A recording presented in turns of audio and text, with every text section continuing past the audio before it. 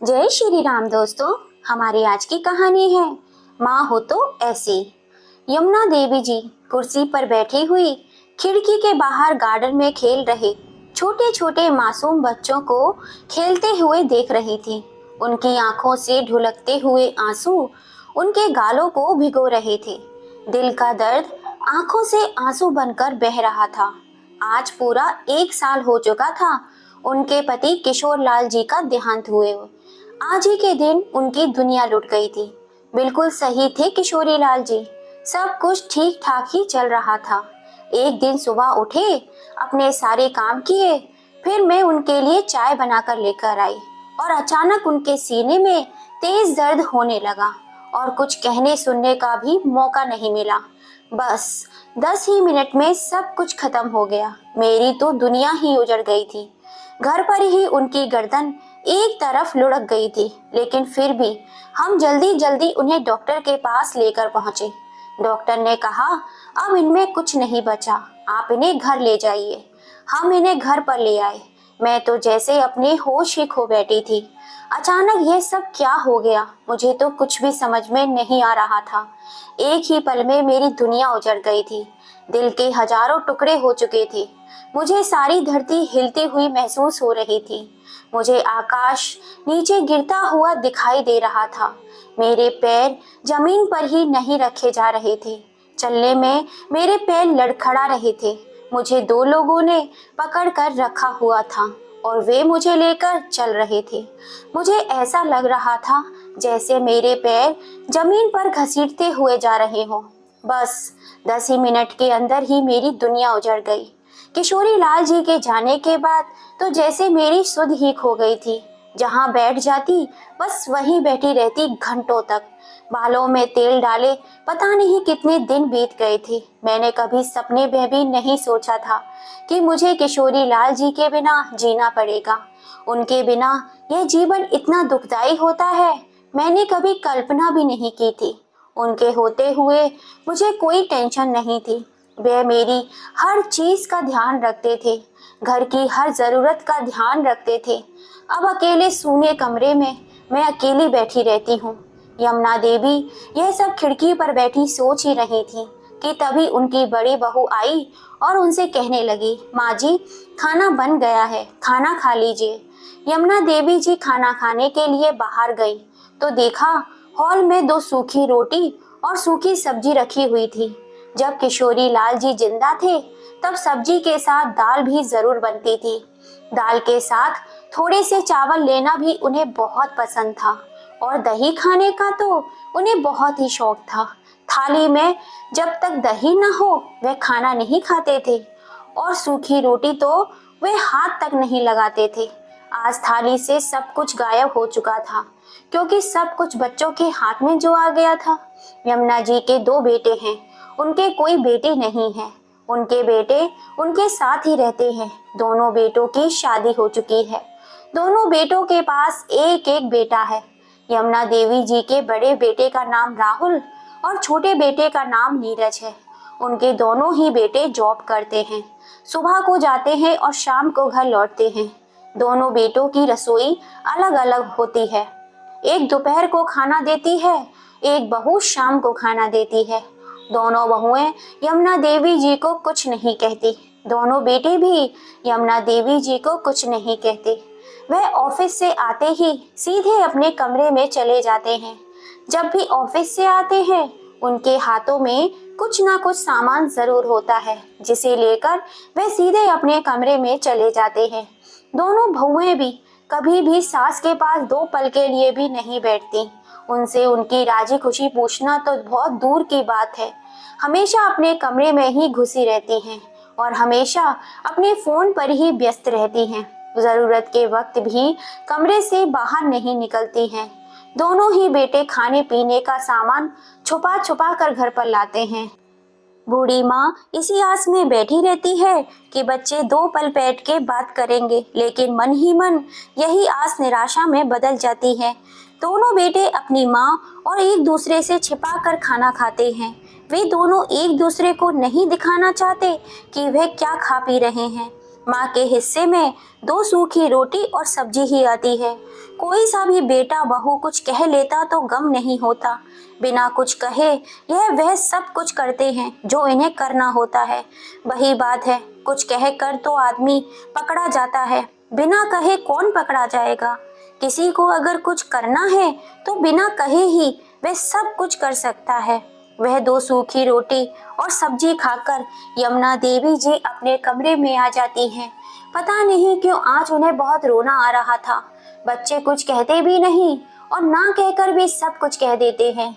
कुछ कहे सुनकर लड़ाई झगड़ा होकर आदमी अपने मन की भड़ास निकाल लेता है, पर यहाँ जब कोई कुछ कहता ही नहीं तो वे किसी को क्या कहें, कैसे समझाएं किसी को कि यह सब कुछ जो हो रहा है यह सब आदमी सिर्फ महसूस कर सकता है, किसी को बता नहीं सकता। दोनों बहुओं के कमरे के बाहर फल के और ड्राई फ्रूट के छिलके हमेशा पड़े हुए दिखाई देते हैं, तो देखकर बड़ा अफसोस होता है। सब कुछ खाया जाता है लेकिन माँ के लिए कुछ भी नहीं। आज उन्हें किशोरी लाल जी की बहुत याद आ रही थी। वे किशोरी लाल जी की अलमारी खोलती हैं और उनकी सारी चीज़ों को देखने लगती हैं। उनके कपड़े, उनका चश्मा, उनका फोटो। उनकी नज़र तभी अलमारी में एक फाइल पर पड़ती है। वह किशोरी लाल जी की पर्सनल फाइल थी। इस फाइल को वह कभी भी किसी को हाथ नहीं लगाने देते थे। यमुना देवी जी उसे उठाकर अपने सीने से लगा लेती हैं और खूब रोती हैं। आप होते तो मुझे इसे हाथ भी नहीं लगाने देते, और आज मैं आपकी सारी चीज़ों को कैसे छू रही हूँ। आज मुझे कोई रोकने टोकने वाला भी नहीं है। यह कहकर वह और भी ज़्यादा रोने लगती हैं। रोते रोते वह फाइल को खोलकर देखती हैं। फाइल के अंदर कुछ पेपर थे और एक लिफाफा भी था। वह उस लिफाफे को खोलती हैं जिसमें से कुछ पेपर निकलते हैं और एक पत्र भी निकलता है। वह पत्र को खोलकर पढ़ने लगती हैं। पत्र में लिखा होता है, प्रिय यमुना, अगर यह पत्र तुम पढ़ रही हो तो इसका मतलब अब मैं इस दुनिया में नहीं हूँ। यह पत्र एक कागज का टुकड़ा जरूर है, लेकिन इसमें हम दोनों की जिंदगी का वो हसीन लम्हा है जो 4 लफ्जों में बयां नहीं किया जा सकता। यह कागज का टुकड़ा मेरे दिल का वह आईना है। जब तुम इसे पढ़ोगी तो तुम्हें हमारी जिंदगी के सुनहरे पल नजर आएंगे। यमुना, मैं तुमसे बहुत प्यार करता हूँ। जिंदगी के इस सफर में तुमने मेरा बहुत साथ दिया, मुझे प्यार दिया, मेरे घर को संभाला, मेरे बच्चों को संभाला। तुमने अपना पूरा जीवन मेरे नाम कर दिया। तुमने हर सुख दुख में मेरा साथ दिया, कभी मुझे परेशान नहीं किया, हमेशा मेरा कहना माना और एक अच्छी पत्नी और एक अच्छी बहू बनकर दिखाया, एक अच्छी माँ बनकर दिखाया। जो तुमने मेरे लिए और मेरे बच्चों के लिए किया है, अगर मैं तुम्हें अपना सब कुछ भी दे दूं, जब भी तुम्हारा ऋण नहीं उतार सकता। इसीलिए जाते जाते अपने दिल का एक छोटा सा टुकड़ा तुम्हें इस पत्र के रूप में दिए जा रहा हूँ। यमुना, आजकल का जो समय चल रहा है उसमें बच्चों से उम्मीद रखना अपने आप को धोखा देने के समान है।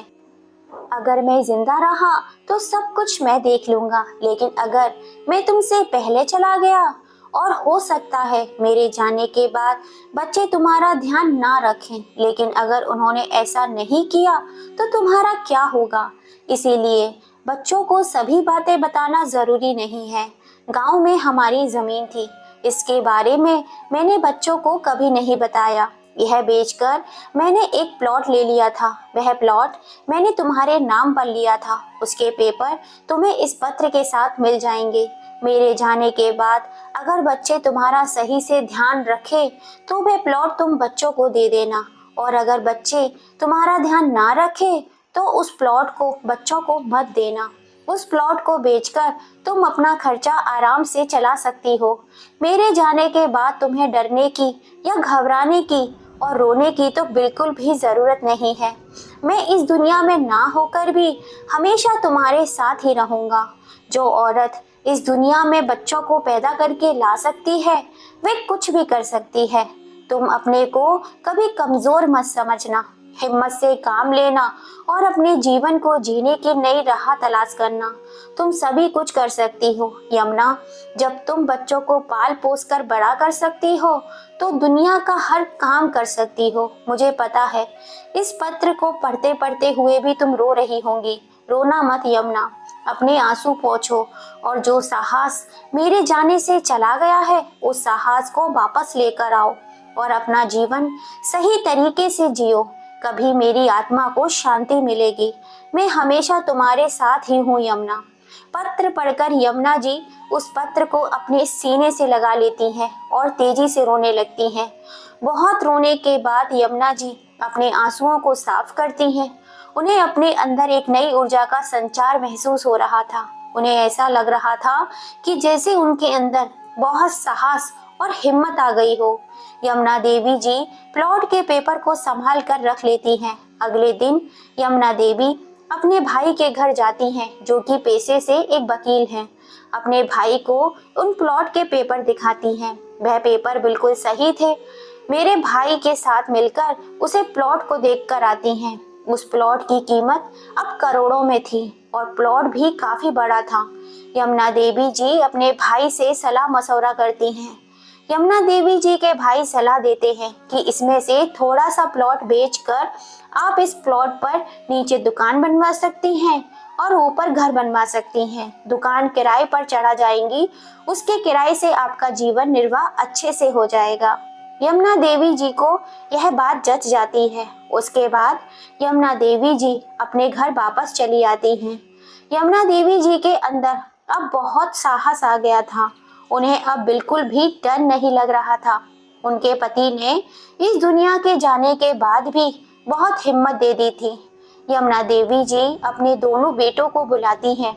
राहुल और नीरज, मेरे दोनों बच्चे, मैं जानती हूँ कि तुम्हारी इतनी कमाई नहीं है, लेकिन फिर भी मेरे भी कुछ खर्चे होते हैं। खाने के अलावा मुझे भी खर्च के लिए पैसों की जरूरत होती है। तुम दोनों मुझे महीने में थोड़े थोड़े पैसे दे दिया करो ताकि मैं अपनी दवाई और अपनी बाकी जरूरतों का खर्चा चला सकूं। यमुना जी की बात सुनकर दोनों बच्चे तपाक से बोले, माँ, इतने पैसे कहाँ बचते हैं हमारे पास जो महीने में हम आपको दे सके। घर के राशन में बच्चों की स्कूल की फीस, बिजली बिल, गैस बिल, हमारी तो इनकम इसी में पूरी हो जाती है। अलग से हम आपको पैसे नहीं दे सकते। तब यमुना देवी जी कहती हैं, ठीक है बेटा, कोई बात नहीं। तुम लोगों के पास मेरे लिए पैसे नहीं हैं तो ना ही सही, पर मुझे खर्चे के लिए पैसे तो चाहिए ही होंगे। उसके लिए तो मुझे कुछ ना कुछ इंतजाम तो करना ही पड़ेगा। एक जगह मुझे काम मिल रहा है। ज्यादा पढ़ी लिखी तो मैं नहीं हूँ, इसलिए सरकारी स्कूल में छोटे छोटे बच्चों की क्लास में केयर टेकर का काम मिल रहा है। मैं सुबह चली जाया करूँगी और दोपहर को घर वापस आ जाया करूँगी। इस तरह मेरा टाइम भी कट जाया करेगा और पैसे भी मिल जाएंगे और इस तरह मैं अपना खर्चा आराम से उठा पाऊंगी। स्कूल के प्रिंसिपल भाई के जान पहचान के हैं, उन्हीं की वजह से मुझे ये नौकरी मिली है। ठीक है माँ, अगर मामा जी ने कहा है तो आप जा सकती हैं। बच्चे यह कहकर वहां से चले गए। अब रोज सुबह यमुना जी जाती और दोपहर को घर वापस आती। अपने प्लॉट का थोड़ा सा हिस्सा बेचकर उन्होंने अपने प्लॉट पर काम करना शुरू कर दिया। उनका सारा काम उनके भाई संभाल लेते थे। यमुना जी सुबह ही अपने प्लॉट पर जाकर बैठ जाती और सारा काम अपनी देख रेख में करवाती। कुछ ही दिनों में कंस्ट्रक्शन का काम पूरा हो जाता है। नीचे दुकान बन जाती है और ऊपर घर बन जाता है और बाकी का सारा काम भी उनके भाई जल्दी से जल्दी कंप्लीट करवा देते हैं। यमुना जी का एक बहुत ही खूबसूरत घर बनकर तैयार हो जाता है। नीचे की दुकान यमुना देवी जी किराए पर चढ़ा देती है। इस किराए से अपना खर्चा उठाना शुरू कर देती हैं। अगर यमुना जी उस प्लॉट के बारे में अपने बच्चों को बता देती तो वे दोनों उस प्लॉट को आधा आधा बांट लेते और यमुना देवी जी फिर से पाई पाई के लिए मोहताज हो जाती। बच्चों के इतने खर्चे होते हैं तो क्या बूढ़े माँ बाप के कोई खर्चे नहीं होते? जबकि देखा जाए तो बुढ़ापे में और भी ज्यादा खर्चे बढ़ जाते हैं। रोजाना की दवाई लेनी पड़ती है, शरीर को स्वस्थ रखने के लिए फल फ्रूट खाने पड़ते हैं, अपना अच्छे से ध्यान रखना पड़ता है, समय समय पर डॉक्टर से चेकअप कराना पड़ता है, तभी तो यह बूढ़ी हड्डियां चल पाती हैं। और यहाँ बच्चों के घर में उल्टा ही है, बुढ़ापे में बुजुर्गों का खर्चा बंद कर दिया जाता है। यमुना देवी जी ने उस दिन इसलिए बच्चों से खर्चे की बात की थी। अगर उन्हें बच्चे खर्चा देने के लिए तैयार हो जाते तो वह अपने बच्चों को प्लॉट के बारे में बता देती, लेकिन उनके बच्चों ने खर्चा देने से मना कर दिया, तो उन्होंने अपने बच्चों को प्लॉट के बारे में कुछ नहीं बताया, क्योंकि प्लॉट लेने के बाद उस प्लॉट के मालिक वो दोनों बन जाते और यमुना देवी जी फिर से ऐसे ही रह जाती और पैसे पैसे के लिए मोहताज हो जाती। उनके बच्चों ने तो खर्चा ना देकर उनको ही काम करने को कह दिया। ऐसी औलाद से उम्मीद भी और क्या की जा सकती है। एक दिन रविवार का दिन था, दोनों बेटे घर पर ही थे, तो यमुना जी ने अपने दोनों बेटों को बुलाया और कहा, बच्चों, मेरे साथ आज तुम्हें कहीं चलना है, मुझे तुम्हें कुछ दिखाना है। बेटे कहते हैं, माँ क्या बात है और क्या दिखाना है सुबह सुबह। यमुना देवी जी बोली, तुम चलो तो सही मेरे साथ, वहां चल के तुम्हें सब पता चल जाएगा। दोनों बेटे अपनी पत्नियों को लेकर माँ के साथ चल देते हैं। माँ उन्हें अपने घर ले जाती है, जो उन्होंने खुद बनवाया था। उस घर में दो बूढ़े दंपत्ति यमुना देवी जी के भाई बैठे हुए थे। दोनों बेटे पूछते हैं, माँ ये घर किसका है और मामा जी यहाँ क्या कर रहे हैं और यह लोग कौन बैठे हुए हैं। उन लोगों को देखकर एक के बाद एक सवाल किए जा रहे थे। यमुना देवी जी अपनी बेटी की बातों का जवाब देते हुए कहती हैं, बेटा यह मेरा घर है। यह सुनकर दोनों बेटों के कान खड़े हो जाते हैं। आपका घर? यह आप क्या कह रही हैं माँ? यह घर आपके पास कहाँ से आया? किसने दिया आपको? तब यमुना जी कहती हैं, यह घर मुझे तुम्हारे बाबूजी ने दिया है। तुम्हारे बाबूजी को पहले से ही आभास हो गया था कि अगर मैं इस दुनिया से पहले चला गया तो तुम लोग अपनी माँ के साथ ऐसा ही बर्ताव करोगे, अपनी माँ को पैसे पैसे के लिए तरसा दोगे। इसलिए तुम्हारे बाबूजी ने मेरे लिए ये प्लॉट ले लिया था। मैं कहीं काम करने नहीं जाती थी, मैं यहीं अपने प्लॉट पर काम करने के लिए आती थी। मैंने अपने इसी प्लॉट पर दिन रात मेहनत की है। मैं इस प्लॉट का थोड़ा सा हिस्सा बेचकर नीचे दुकान बनवाई और ऊपर ये घर बनवाया जिसमें तुम दोनों अभी खड़े हुए हो। मैंने उस दिन तुम लोगों से खर्चे के लिए इसीलिए कहा था, लेकिन तुम दोनों ने मना कर दिया। अगर तुम दोनों मुझे खर्चा देने के लिए तैयार हो जाते तो प्लॉट मैं तुम दोनों के नाम कर देती, लेकिन अफसोस तुम्हारे पास तो तुम्हारी माँ के लिए पैसे तो छोड़ो समय भी नहीं है। तुमने तो अपने ही खर्चे मुझे गिरवाना शुरू कर दिए थे। तुम अपनी भी तो खर्चे पूरे करते हो ना। अगर माँ को भी थोड़े से पैसे दे देते तो क्या हर्ज हो जाता। पैसे तो फिर भी बहुत दूर की बात है। तुम्हारे पास तो अपनी माँ को देने के लिए 2 वक्त की रोटी भी नहीं है और बहू के पास तो मुझे देने के लिए 2 मिनट तक का टाइम नहीं है। मुझे सारा दिन हो जाता है कमरे में अकेले बैठे बैठे। लेकिन बहुओं को मैं क्या कहूँ, जब अपने पेट की जनी औलाद ही ऐसी है। वे तो फिर भी पराए घर से आई हैं। मैं तो तुम्हारी माँ हूँ। 9 महीने मैंने तुम्हें अपनी कोख में रखा है। जब तुमको ही अपनी बूढ़ी माँ का एहसास नहीं हुआ कि 2 पल उसके पास बैठकर देख लें कि बूढ़ी माँ को कुछ आराम हो जाएगा। उनकी भी कुछ चाहते होंगी, जरूरतें होंगी, लेकिन तुम्हें तो अपने शौक मौज से फुर्सत ही नहीं है। माँ को तो क्या दिखोगे। वह तो अच्छा हुआ मेरे पति जाने से पहले मेरा पूरा इंतजाम कर गए हैं। अब मैं तुम्हारी मोहताज नहीं हूँ। मेरे भी कुछ अरमान हैं, मुझे भी सहारा चाहिए। जो तुम लोगों से मुझे मिलना चाहिए था, अब तुम लोगों से तो नहीं मिला। लेकिन यह लोग जिन्हें बैठे हुए तुम देख रहे हो, यह भी अब वही लोग हैं जिनकी औलाद ने इन्हें घर से निकाल दिया है, जिनके पास सर छुपाने की भी जगह नहीं है। हम ही एक दूसरे का सहारा हैं, हम ही एक दूसरे के सुख दुख में साथी हैं। इसलिए मैंने फैसला किया है कि मेरे घर में मेरे साथ मुझ जैसे लोग ही रहेंगे, जो औलाद के होते हुए भी वे औलाद की तरह रहते हैं। और इस घर के द्वार उन लोगों के लिए हमेशा खुले रहेंगे जो औलाद के सताए हुए हैं। यमुना देवी जी की बातें सुनकर उनके बेटे और बहू अपनी माँ से माफी मांगने लगते हैं और कहते हैं, माँ, हमसे बहुत बड़ी गलती हो गई।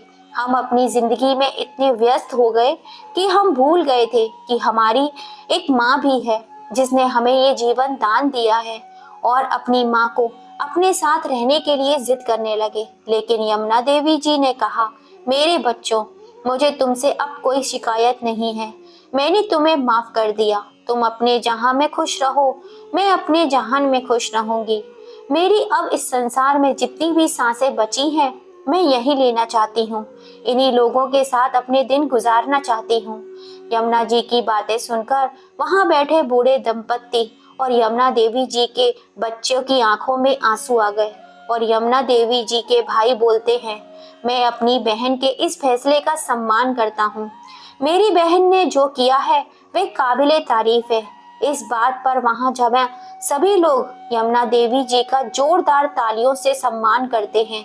इस तरह यमुना देवी जी अपने घर में औलाद के बर्ताव से दुखी लोगों के साथ जीवन व्यतीत करने लगी। दुकानों से आने वाले किराए से सभी खर्चे आराम से पूरे होते और सभी लोग खुशी खुशी अपना जीवन बिताने लगे और एक दूसरे के सहारा बनकर एक दूसरे को संभालने लगे। आज यमुना जी के पति जाने से पहले उनका भविष्य सुनिश्चित कर गए थे। इसीलिए हाथ में पैसा हो तो बुढ़ापा अपने हिसाब से काटा जा सकता है। यमुना जी ने अपने भविष्य का फैसला जो लिया वो सही था या गलत, अपनी राय हमें कमेंट करके जरूर बताइएगा। दोस्तों, आपको हमारी कहानी पसंद आई हो तो लाइक, शेयर, सब्सक्राइब जरूर कीजिएगा।